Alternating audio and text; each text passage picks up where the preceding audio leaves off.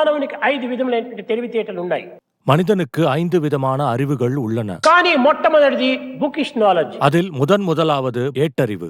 ఈ bookish knowledge ఉండి ప్రయోజనం లేదు. இந்த ஏட்டறிவு இருந்தும் பயனில்லை. ఈ రెండవది కొంతవరకు సూపర్ఫిషియల్ నాలెడ్జ్. இரண்டாவது மேலோட்டமான அறிவு. ఇది కూడాను ఉండి ప్రయోజనం లేదు. இது இருந்தும் பயனில்லை. పేరుకు మాత్రమే కనిపిస్తుంటాయి. இது பெயருக்கு మాత్రమే இருக்கும். కానీ మూడవది జనరల్ నాలెడ్జ్.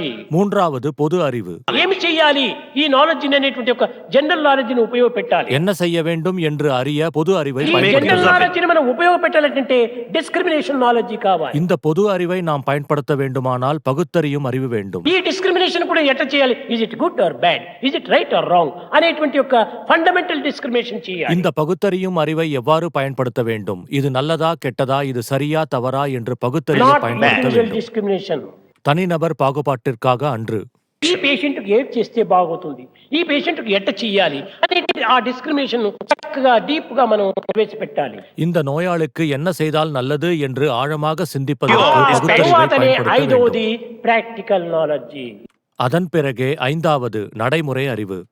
కనుక ప్రాక్టికల్ నాలెడ్జ్ ఉండినటువంటి దాన్ని ప్రపంచమును ఎంతైనా కూడా బాగు చేస్తుంది. இந்த பிராக்டிகல் நாலேஜ் தான் உலகை நன்கு சீர்படுத்த வல்லது. కనుక ప్రతి డాక్టర్ కూడాను ప్రాక్టికల్ లోపల ఈ క్రియలో ప్రవేశించి పేషెంట్స్ కు తగినటువంటి ఉత్సాహ ప్రోత్సాహాలను ఆరోగ్య మహాభాగ్యాన్ని కూడాను అందించడానికి తగిన కృషి చేయాలి. எனவே ஒவ்வொரு மருத்துவரும் தாம் அறிந்தவற்றை நடைமுறையில் கடைபிடித்து நோயாளிக்கு ஆரோக்கியம் என்னும் மகாபாகியத்தை அளிப்பதற்கேற்ற முயற்சி செய்ய வேண்டும்.